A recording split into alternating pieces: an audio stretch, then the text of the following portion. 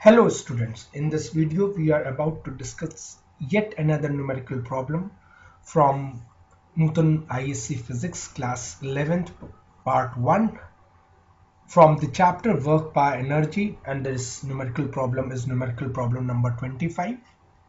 Students, in order to understand this particular numerical problem, I would request you to first go and watch a video based on constraint motion, discussing the relationship between height, h and length of any swinging pendulum.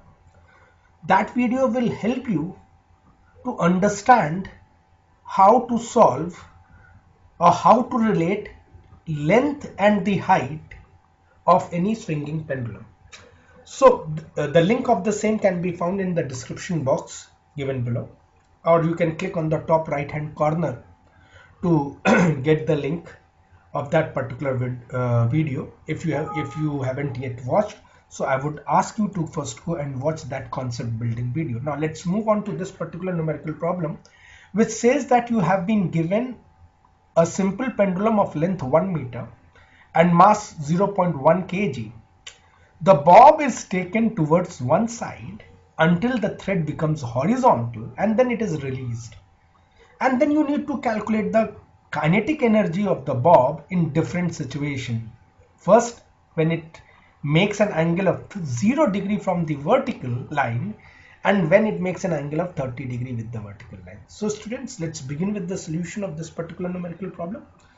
So यहाँ पर you can see there is a bob which has been suspended from a point O, and this bob has got some length L, और as per the question यहाँ पे इसकी जो length दी हुई है बच्चों वो कितनी दे रखी है, लेंथ यहाँ पे दे रखी है 0.1 मीटर. तो मैं इस लेंथ को L की वैल्यू 0.1 मीटर लूंगा whenever it is going to be required. और अब आप करते क्या है, इस बॉब को आप स्विंग करा ले जाते हैं और तब तक उसको स्विंग करके एक साइड लेके जाते हैं जब तक कि बॉब इनिशियल पोजीशन से हॉरिजॉन्टल नहीं हो जाता. और जब बॉब इनिशियल पोजीशन से हॉरिजॉन्टल हो जाएगा बच्चों, तो ये जो एंगल इनिशियल बनेगा फाई, वो 90 डिग्री का बन रहा है.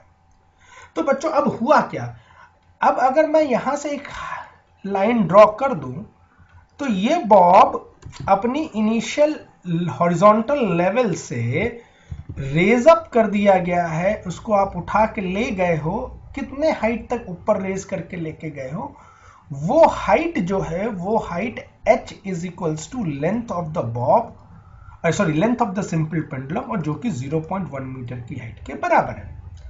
तो मैं अगर यहां से इनिशियल पोजीशन इस पॉइंट से मैं अगर बॉब को लेकर चलता हूं तो ये बॉब अपने इनिशियल पोजीशन से अब कोई हाइट h के हाइट पर प्लेस्ड है.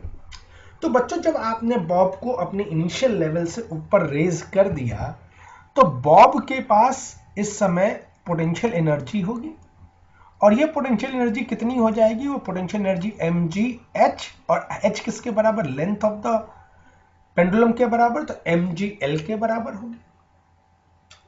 जो भी क्वेश्चन में लोएस्ट पॉइंट होता है बच्चों वो क्वेश्चन का रेफरेंस लेवल माना जाता है, और रेफरेंस लेवल पे पोटेंशियल एनर्जी हमेशा जीरो हो जाती है. तो चूंकि हमने ये क्वेश्चन का ये लोएस्ट मोस्ट पॉइंट है तो यही रेफरेंस लेवल बन गया, और रेफरेंस लेवल पे बच्चों जो भी पोटेंशियल एनर्जी होगा वो जीरो हो जाएगा.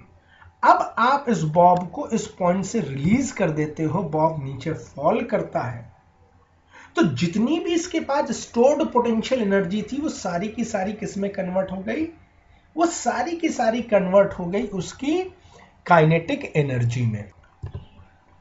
तो बच्चों उस सारी की सारी पोटेंशियल एनर्जी कन्वर्ट हो गई उसकी काइनेटिक एनर्जी में. तो चलिए अब हम लोग कंजर्वेशन ऑफ एनर्जी का रूल अप्लाई करेंगे. क्या कहता है conservation of energy, according to conservation of energy,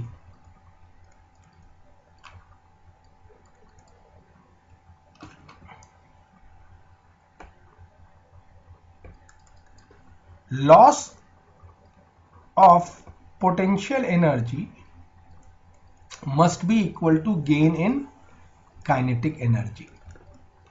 तो बच्चों इस बॉब के पास इससे पहले वाली ओरिएंटेशन में, इस ओरिएंटेशन में कितनी पोटेंशियल एनर्जी थी, कितनी पोटेंशियल एनर्जी वो लूज कर सकता था? भाई उसकी पोटेंशियल एनर्जी तो mgl के बराबर थी, तो लॉस ऑफ पोटेंशियल एनर्जी कितनी हो सकती है? mgl। और वो क्या हो जाएगी? वो अल्टीमेटली इस बॉब की काइनेटिक एनर्जी में कन्वर्ट हो जाएगी, जो कि हो जाएगी half mv²। So therefore the velocity acquired by the Bob will be under the root of 2gl। लेकिन यहाँ पे क्वेश्चन में इतना तो उन्होंने पूछा नहीं कि आप उसकी वेलोसिटी बता दो, वो सिंपली आपसे इतना जानना चाह रहे हैं, बताओ उसकी कितनी काइनेटिक एनर्जी होगी। तो जितना लॉस ऑफ पोटेंशियल एनर्जी होगा उतना ही गेन इन काइनेटिक एनर्जी होगा। तो gain in kinetic energy will be equal to loss of potential energy. तो वो सीधे सीधे आप निकाल सकते हैं। और कितनी पोटेंशियल एनर्जी लूज होने के लिए थी? वो mgl। Mass of the Bob दिया हुआ 0.1, ग्रेविटी है 9.8, लेंथ ऑफ द बॉब है 1, तो वो सॉल्व होके आ गया 0.98 जूल का। तो बच्चों कितना हमारा बॉब ने पोटेंशियल एनर्जी गेन किया? वो गेन और पोटेंशियल एनर्जी आ गया 0.98 जूल। तो ये तो बड़ा सिंपल सा पार्ट था, फर्स्ट पार्ट। एक्सपेक्ट करता हूं कि आपको फर्स्ट पार्ट समझ में आ गया होगा। मैंने इसमें एक चीज और थोड़ी एक्स्ट्रा आपको बता दी, वो था कि अगर इस लोएस्ट पॉइंट पे आपको उसकी वेलोसिटी निकालनी हो तो उसकी वेलोसिटी कितनी आ जाएगी बच्चों? और √2gl आ जाएगी। तो वो आप उसको भी आसानी से ऑब्टेन कर सकते हैं। अब चलिए हम लोग इसके सेकेंड पार्ट पे मूव अप ऑन करते हैं। उम्मीद करता हूँ आप सबने इसको नोट कर लिया होगा अपनी कॉपियों में।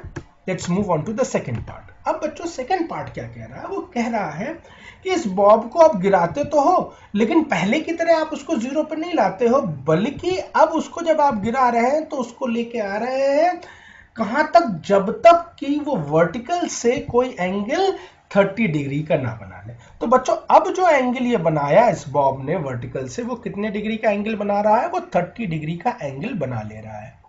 तो जो बॉब का अब एंगल है वो 30 डिग्री का है। तो अब रेफरेंस लेवल से वो कुछ कितनी हाइट पर है हमारा बॉब? वो हाइट है h, और जिसकी वैल्यू अब मुझे निकालनी होगी। तो और ये एंगल दिया हुआ है। अब यहां पर आपको ये h और l के बीच का रिलेशन जो कि 1 - cos थीटा होता है, ये रिलेशन मालूम होना चाहिए। बच्चों अगर आपको ये रिलेशन नहीं मालूम है तो मैंने जैसे ही वीडियो के स्टार्टिंग में बोला था कि आप जाके कंस्ट्रेंट मोशन वीडियो को स्टडी करें, एक बार देख लें, वो आपको काफी हेल्प देगा कि h = L 1 - cos थीटा कैसे आ गया। मैं क्विकली यहाँ पे एक बार उसको इलस्ट्रेट कर दे रहा हूँ, लेकिन डिटेल एनालिसिस उसकी या डिटेल डिस्कशन उसका उस पर्टिकुलर वीडियो में आपको मिल जाएगा। लिंक आपको यहाँ पर टॉप राइट हैंड कॉर्नर में भी दिख रही है, और जैसा मैंने आपसे कहा था उसको डिस्क्रिप्शन बॉक्स में भी उसकी लिंक पड़ी हुई है। तो आप उन दोनों जगहों पर से किसी भी एक जगह से आप उस वीडियो को फाइंड कर सकते हैं। तो चलिए, अगर वो किसी हाइट h पे है इस समय, तो अगर ये हाइट h पे है तो ये हाइट h कितने के बराबर हुआ और उसका क्या रिलेशन है l के साथ, हम लोग जरा इस बात को पढ़ते हैं। तो ये मैं मान लेता हूं कि ये कुछ हाइट आपकी h इसके बराबर है। तो अब ये देखेंगे कि तो ये एक राइट एंगल ट्रायंगल आपका तैयार हो गया बच्चों। और इस राइट एंगल ट्रायंगल में, इस राइट एंगल ट्रायंगल का जो ये बेस है वो बेस L cos थीटा के बराबर। भाई cos थीटा क्या होता था? Base upon hypotenuse. बच्चों ये हाइपोटेन्यूज जो है इस राइट एंगल ट्रायंगल की, वो तो लेंथ ऑफ द पेंडुलम है। तो ये बेस कितना हो जाएगा? तो यहां से आप बेस की वैल्यू निकाल लेंगे जो कि L cos थीटा से निकल के आ जाएगी। और जो पूरी लेंथ थी बॉब की वो कितनी थी? तो जो पूरी लेंथ थी बच्चों वो L थी। तो यहां से यहां तक की जो लेंथ थी वो L थी। इतनी जो लेंथ आ रही है वो L cos थीटा है। तो ये जो h है वो कितना हो जाएगा? L - L cos theta. Therefore h comes out to be L bracket 1 - cos theta. तो इस तरीके से ये हाइट और length of the swinging pendulum के बीच में रिलेशन होता है। ठीक बात है बच्चों। अब आपको याद होगा कि जब मैंने पेंडुलम को हॉरिजॉन्टल कर दिया था तो उसके पास स्टोर्ड पोटेंशियल एनर्जी कितनी के बराबर थी? mgl के बराबर थी।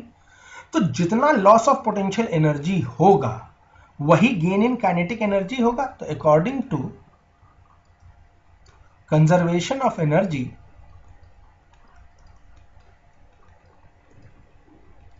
जो लॉस इन पोटेंशियल एनर्जी है उतना ही गेन ऑफ काइनेटिक एनर्जी है। तो बच्चों पहले इसकी पोटेंशियल एनर्जी कितनी थी, लॉस कितना, पहले उसके पास पोटेंशियल एनर्जी ज्यादा थी, कितनी थी mgl, और इस पोटेंशियल एनर्जी से अब कितनी पोटेंशियल एनर्जी रह गई, वो रह गई mgl into 1 minus cos theta, इतनी रह गई है, क्योंकि अभी भी बॉब आपका इस हाइट h पे है, h की वैल्यू इतनी है, और ये equal to the gain of kinetic energy है बच्चों। तो चलिए इसको सॉल्व कर लेता हूं मैं। mgl, दिस ब्रैकेट ओपन करते हैं, माइनस mgl, और this minus minus will make it plus mgl cos theta is equals to gain in kinetic energy. ये और ये कैंसिल हो गया, तो कितना गेन इन काइनेटिक एनर्जी आ रहा है बच्चों, उसको अगर आप सॉल्व करेंगे तो वो वैल्यू आ जाएगी mgl into cos theta. Substitute कर दीजिए इसकी वैल्यू। m, वापस से m की वैल्यू कितनी है 0.1, ग्रेविटी 9.8, लेंथ 1 मीटर, और कॉस 30 डिग्री, यहां पे थीटा कितना है कॉस 30 डिग्री। अब कॉस 30 डिग्री कितना होता है √3/2, सब्स्टिट्यूट कर दीजिए 0.1 into 9.8 into cos 30 degree is √3/2, 2 into 4.9, and on solving this comes out to be 0.49 √3 joule, and that is what is the answer to your problem. Students, I hope this video will provide you with the necessary concept for solving similar problem. अगर आपको ये video समझ में आया, इससे आपको मदद मिलती, तो प्लीज एक लाइक और सब्सक्राइब करें इस चैनल को, और इस वीडियो को शेयर करें अपने फ्रेंड्स के साथ। Thank you very much.